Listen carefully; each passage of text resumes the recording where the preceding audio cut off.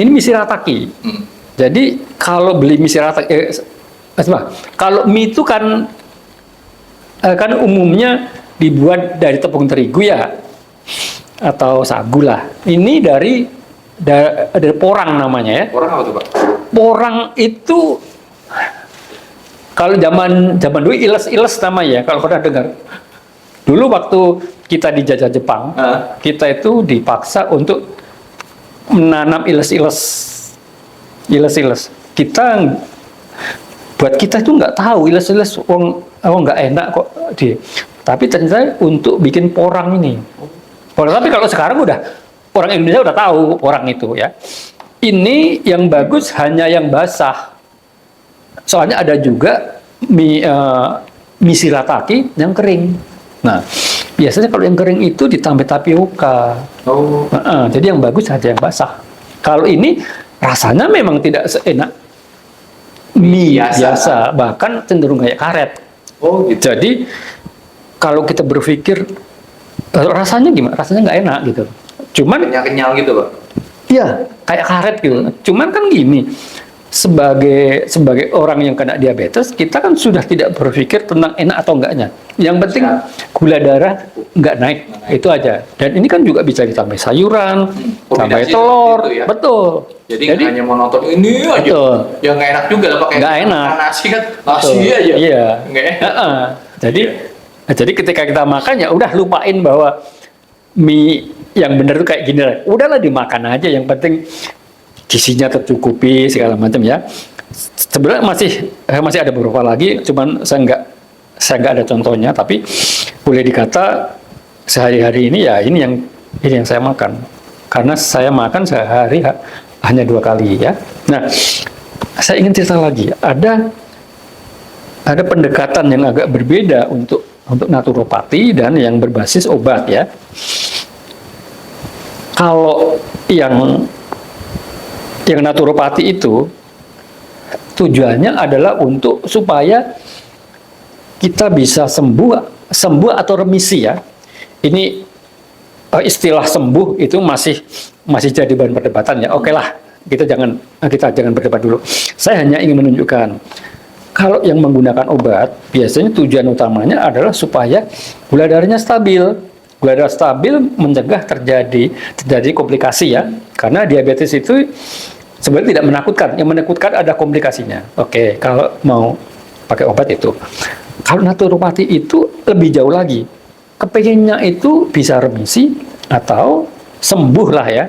Kita nggak usah berdebat. Sembuh atau enggaknya? Sembuh itu apa ya? Jadi diabetes itu kan terjadi 1 atau 2. Yang pertama adalah karena ada resistensi insulin. Jadi sel itu tidak mau menuruti lagi kalau ada sinyal dari insulin bahwa ini ada gula loh. Kalau orang normal begitu ada insulin, gulanya dimasukkan ke dalam sel ya. Kalau orang diabetes itu karena selnya itu sudah resisten, bukan rusak Pak. Gitu. Resisten. Istilahnya itu sudah resisten, jadi dia dikasih insulin. Dia tetap nggak mau memasukkan gulanya. Ya. Yang kedua, atau pankreasnya kurang memproduksi insulin ya. Jadi diabetes itu terjadi antara. Kalau naturopati itu ingin memperbaiki resistensi insulin, dan kalau pankreasnya produksi insulinnya kurang, ingin diperbaiki. Caranya, makanya jangan terlalu sering. Makanya kalau bisa makan pagi doang sama makan sore. Cukup. Jadi makan pagi makan yang banyak nggak apa-apa. Yang penting jangan menaikkan gula terlalu banyak. Kemudian dari pagi sampai sore jam 3 jam 4 jangan makan. Jangan ngemil kecuali minum. Hindari. Lah kalau lapar enggak. Makanya kita kenyang. Paginya itu. Ya, ketika kita makan yang kenyang. Kalau kita kepengen ngemil itu, makannya nggak kenyang.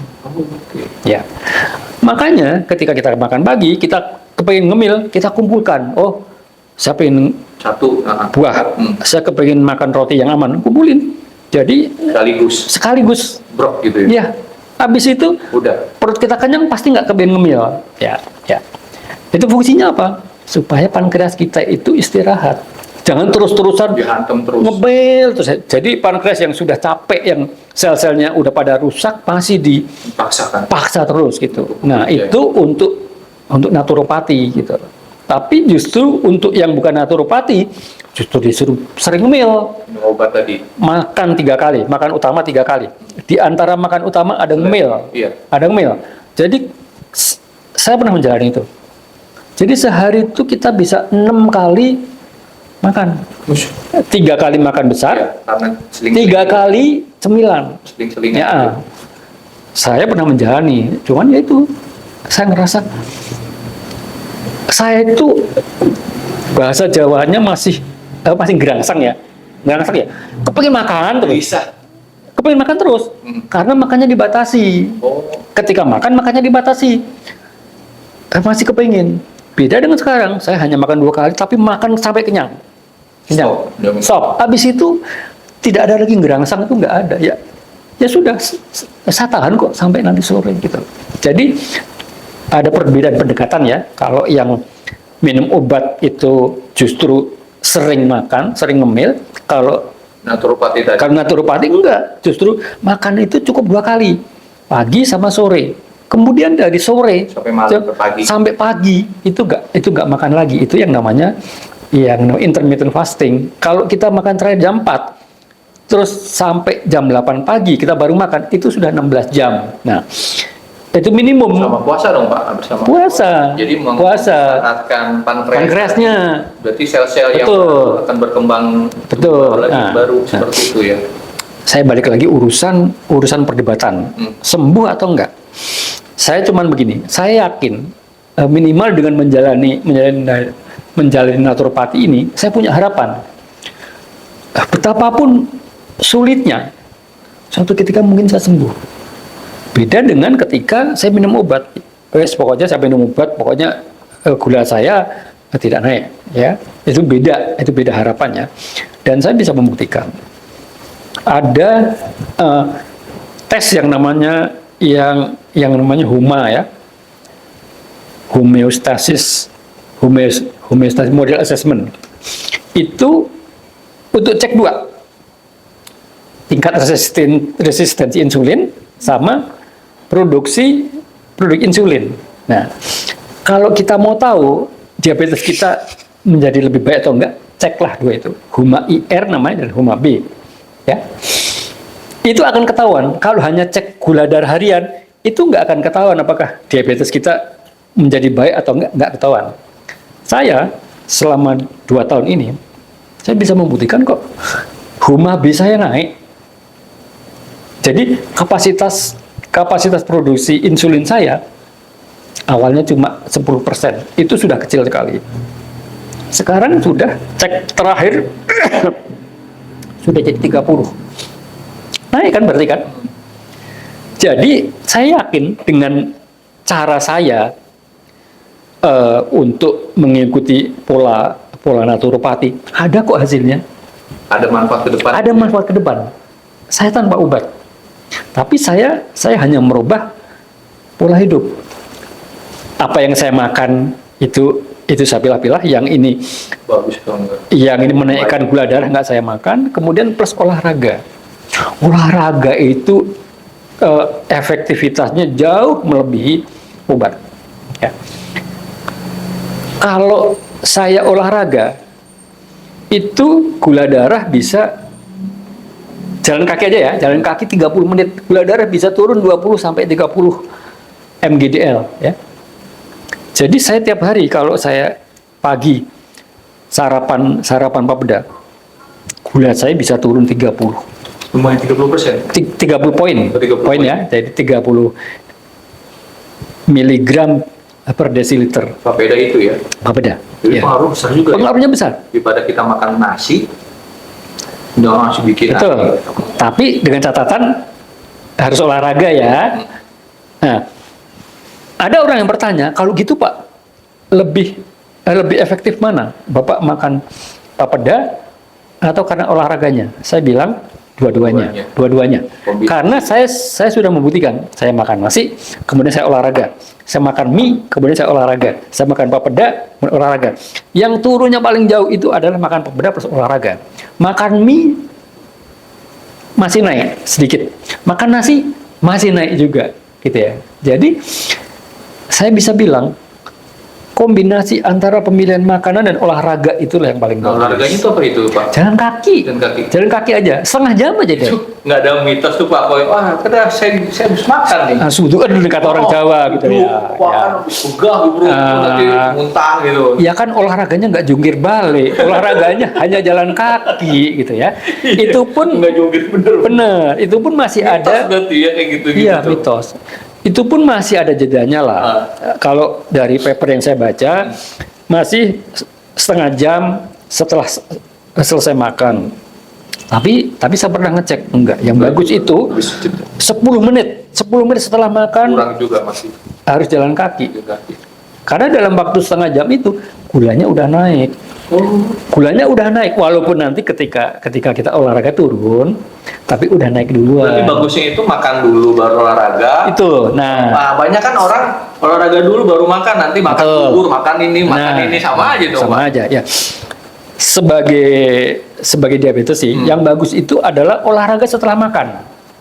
Jadi Makan dulu, kemudian olahraga. makan kenyang juga nggak apa-apa. Nggak apa-apa.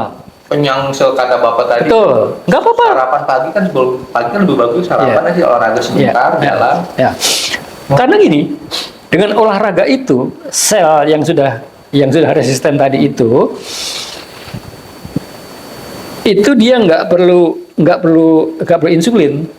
Kalau dalam keadaan normal itu kan untuk memasukkan gula, sel itu butuh insulin, tapi dianya sudah resisten.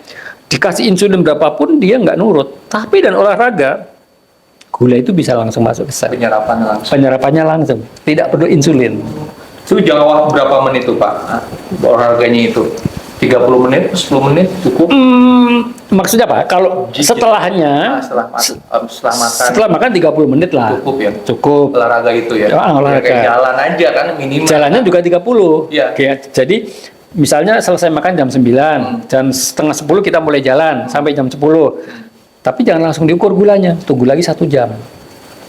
Soalnya kalau pasti naik. Selesai olahraga diukur pasti naik. Pasti naik. Uh-uh. Karena kan habis aktivitas Betul. badan. Jadi perubahan pola hidup itu ada 2, pemilihan makanan dan olahraga. Saya kadang-kadang suka gimana ya di grup itu. Aduh Pak, tapi saya nggak bisa olahraga. Bener Pak. Kadang-kadang sakit jalan terus. gitu Pak. Alfa aja Pak. Olahraga nggak mau jalan, dia kayak motor. Iya. Itu padahal deket itu olahraga juga. Kadang-kadang seketus jawabnya. Ketusnya gimana? Yang sakit kan Bapak. Waduh. Nah. Saya kan udah ngasih tahu. Kalau mau gulanya turun, harus habis makan olahraga. Kalau Bapak ada aja alasan, ya itu urusan Bapak gitu loh. Jadi makin mager ya. Bener. Nggak ada solusi justru kayak Bener. begitu. Betul. Jadi terus ya makanya balik ya yang urusan BPJS itu. BPJS itu kan setiap tahun mengeluarkan anggaran 6,5 triliun untuk mengurusin orang diabetes. Saya tuh berpikir seandainya pendekatannya diubah deh. Jangan diabetes itu cuma dikasih obat. Tapi Naturopati tadi. pakailah naturopati. Jadi sebagian yang harusnya digunakan BPJS untuk membiayai obat Dialihkan ya. dialihkan untuk mengajari diabetes bahwa ini loh, kamu juga bisa kalau mau nggak perlu obat, kamu harus berubah pola. Makanya harus begini, harus banyak olahraga segala. Harus sosialisasi ke masyarakat tuh Pak. Itu Ke sekolah-sekolah terutama ini Pak. sekolah boleh dan juga mungkin ke ibu-ibu PK.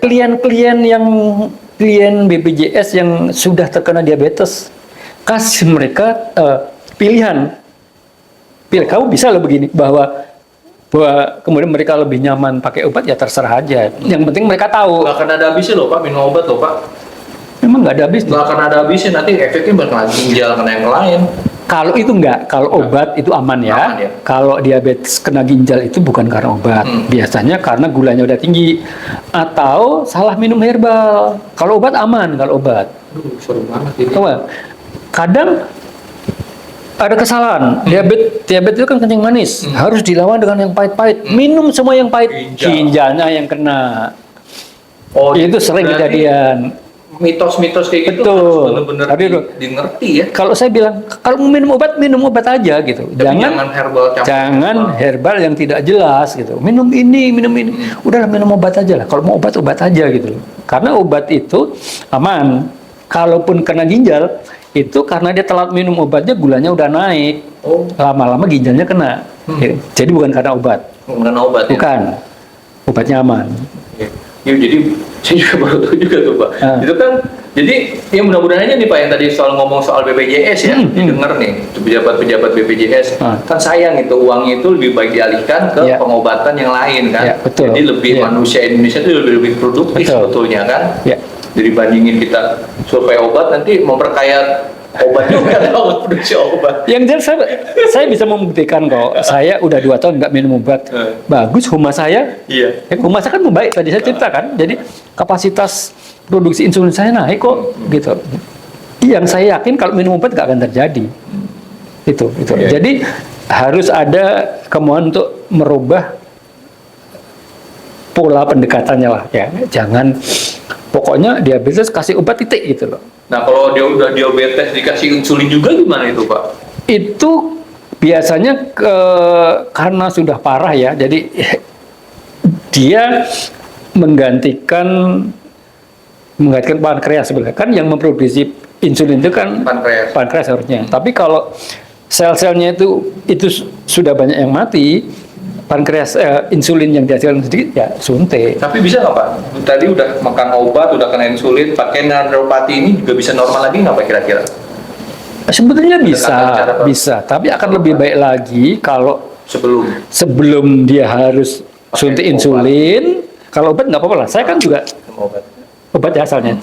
Sebelum dia suntik insulin, dia sudah berubah polanya. Hidup sehat tadi. Betul. Makan, olahraga itu yang penting. Sebenarnya sih gini ya, perkara dia suntik insulin atau enggak itu kalau memang harus ya udah nggak apa-apa ya.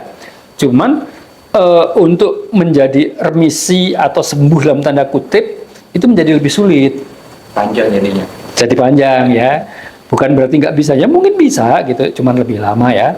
Karena saya sendiri sudah menjalani 2 tahun naturopati ya. Naiknya baru 30%, padahal minimum itu 70. Ya nggak apa-apa lah, saya yang penting dengan cara begini kemungkinan untuk kena komplikasi itu sudah jauh ya. Bahwa kapasitas insulinnya akan naik ya mungkin harus pelan-pelan lah. Ke badan juga agak segeran dong Pak ya, terasa lebih. Yang jelas gini, kalau orang diabetes itu gula darah pagi itu sangat mempengaruhi mood kita. Kalau gula darah pagi kita bagus, seharian kita happy. Tapi begitu gula darah pagi kita kok tinggi, seharian itu kita udah pikirannya udah stres aja, udah kepengen marah-marah gini. Iya. Itu psikis juga dong. Betul. Psikologi juga. Betul. Nah, sayang ada orang juga yang berpikiran begini, daripada saya nanti stres kalau saya tahu gula darah saya ya udah dibiarin aja. Biarin aja. Ya salah juga. Tiba-tiba drop. Bener. Gitu. Ya kan mending kita tahu gula darah berapa. Jadi kita bisa saya salah makan ini. Kan? Betul. Nah terus panjang nih Pak diskusinya, panjang lebar. Bisa 3 hari 3 malam. Nah ada closing statement nggak nih Pak, pesan nih untuk disampaikan ke teman-teman nih, umpamanya udah ada kena nih diabetes tipe 2 gitu, wah makannya semberawut. Banyak loh Pak anak-anak sekarang tuh dia pagi nggak sarapan, siang makan, sorenya udah kumpul sama teman-teman di kafe ngopi segala macem, malamnya dia makan baru. Nah itu kan penyebab itunya tuh Pak, ngeri juga gitu tuh Pak kayak gitu. Oke. Saya terus terang aja kalau disuruh ngomong diabetes tipe 1 saya nggak ngerti ya. Tipe 2. Saya hanya tipe 2. Soalnya kalau tipe 2 itu masih bisa diperbaiki lah ya. Yang jelas kalau sudah kena diabetes itu bukan akhir dari segalanya. Masih banyak yang bisa dikerjakan.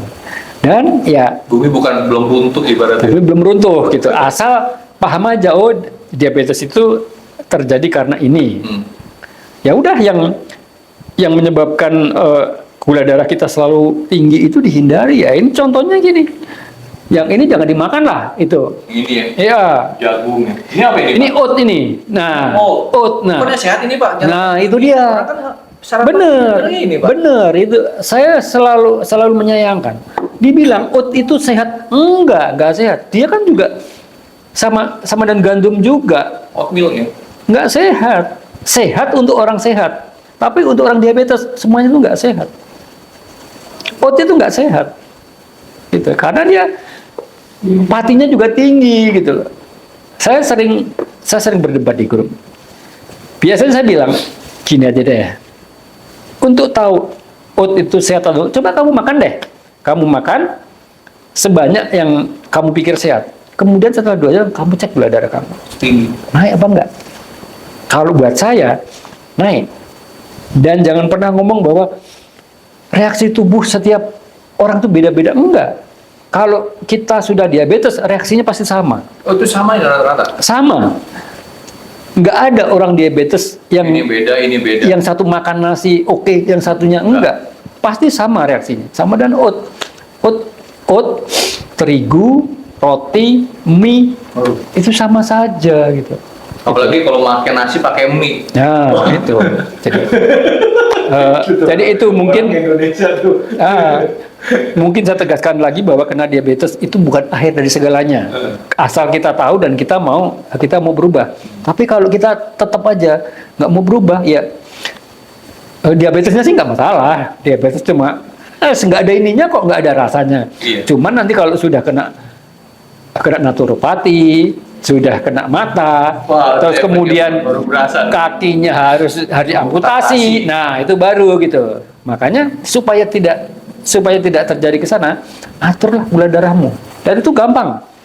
Asal mau Ada kemauan dari diri sendiri ya. betul. Berubah. Betul. Tidak makan nasi itu dunia belum kiamat kok. Dari tadi penggantinya nasi. Nah, ini Orang Indonesia kan, oh gue belum makan nasi, ini belum makan. nah, itu Gitu. cuma ada di psikis, Pikiran. ada di pikiran. Yang menentukan kita kenyang atau enggak itu perut. Iya dong, kalau perutnya kita isi makanan apapun yang berserat, walaupun itu bukan nasi, ya kenyang juga gitu loh. Oke. Ya. Tuh, jadi Itu. panjang juga nih, saya juga Iya. baru tahu nih ilmunya ternyata. Iya. Oatmeal. Iya. Orang kan Betul. di hotel-hotel loh Pak, oatmeal aja lebih sehat gitu. Ya. Enggak. Ternyata nggak juga ya. Enggak. Penyebab. Naikin gula. Iya. Oke. Ya. Ada lagi Pak yang mau disampaikan mungkin apa terkait dengan yuk kita sama-sama biar lebih hidup sehat gitu kan? Gimana? Kalau saya sih kepinginnya gini ya. Terutama ke BPJS ini loh Pak. Kalau di grup DM sekarang itu sebagian besar pola pikir diabetes itu udah berubah. Mereka lebih suka naturopati. Apa? Karena tidak bergantung obat dan kemungkinan sembuh dalam tanda kutip itu ada. Kalau di grup-grup DM umumnya sudah begitu. Nah, cuman memang harus ada kemauan dari pemerintah juga itu untuk memberi pengertian kepada masyarakat bahwa diabetes itu bisa diatasi kok tanpa obat gitu. Cuman saya nggak tahu juga itu kan mengganggu anu juga gitu. Bukan anggaran ya, mungkin mengganggu Stabilitas. perusahaan farmasi atau apa karena di dunia ini penjualan obat-obat diabetes itu Tinggi ya Pak. bisa 30 sampai 40 miliar dolar setahun di dunia ya. Nah, makanya di negara barat pun itu juga tidak banyak dokter yang menganjurkan naturopati. Tapi ada di Indonesia pun kalau Di Indonesia ada Pak? kalau kita cari juga ada dokter naturopati. Tapi saya yakin suara mereka itu kecil sekali, nggak akan Dibandingkan dengan obat. benar. Nah, justru di grup-grup DM ini itu sudah mulai ada perubahan pola pikir, benar bahwa diabetes itu nggak harus minum obat kok gitu. Iya, kalau di grup DM sudah mulai itu. Banyak tuh Pak, teman saya masih muda, Ya. umur 30, 40, di DM, Ya. obat aja, kasihan deh. Ya itu pola hidupnya yang keliru. Jadi diabetes itu nggak ada diabetes keturunan. Oh, nggak ada? Nggak ada. Itu hanya mitos aja gitu Pak, atau gimana? Kan untuk terkena diabetes, kalau orang tua kita kena diabetes itu memang lebih tinggi ya, tapi tidak harus. Karena hidupnya juga nggak sehat. Pola hidup kita sendiri. Nah, makanya jangan bilang, padahal orang saya nggak. Iya, padahal orang tua saya nggak diabetes loh. Bukan salah bapak kamu, ya salah kamu ya. Gitu loh. Iya. Gitu. Iya benar. Terus satu lagi mungkin yang perlu saya iniin. Jadi diabetes itu nggak ada diabetes basah, diabetes kering itu nggak ada. Itu keliru. Diabetes itu cuma diabetes 1, diabetes 2, diabetes 3, dan diabetes 1,5 ya. 1,5 itu ada yang bilang bahwa itu sebenarnya diabetes 1, tapi yang dia telat. Karena kalau diabetes 1 itu biasanya munculnya ketika anak-anak, ini munculnya ketika sudah dewasa. Nah, sering dibilang itu sebenarnya diabetes 1 yang munculnya telat. Yang diabetes 1,5 itu. Betul itu. Ada kalau 1 kan udah nggak bisa susah dibenih sehat. Kecuali ganti pankreasnya diganti ya. Kan pankreas. Betul. Nah, itu kan sulit mahal gitu. Sebenarnya saya selalu bilang kalau Anda diabetes tipe 2, Anda itu harusnya bahagia dalam tanda kutip. Bahagia artinya apa? Anda lebih mudah untuk dibikin remisi gitu loh. Oh, lebih sih. Coba break dulu nanti ke dokter. Benar. Cuman Anda mau atau enggak gitu, karena juga tidak mudah juga untuk ngebangun. Untuk remisi itu juga nggak mudah. Ya ini contohnya seperti ini, makan ini nggak boleh makannya cuma ini gitu. Ya. Masih banyak ya Pak. Sama-sama. Informasinya sangat jelas, padat nih, sampai disuguhin contoh-contoh, ada tempe, ada tahu juga, segala macam buah-buahan.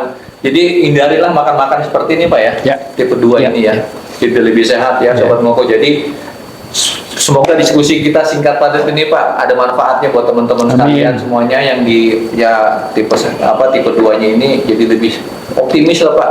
Ke depannya jangan ada yang pasrah, udah pasrah ini udah mau obat lagi ya, ngedrop mental juga ngedrop. Ya Pak ya, makasih Pak atas waktunya, diskusinya. Nanti kita bisa ngobrol lagi ya Pak lain waktu. Masih banyak yang bisa kita obrolin. Ini kan sementara ini. Iya, bener. Ini hanya permukaannya aja, masih belum kayak fenomena gunung es kan gitu. Kalau sampai 30 juta 2030 mudah-mudahan jangan sampai terrealisasi lah. Bisa kebobolan kita nih nanti BPJS ya.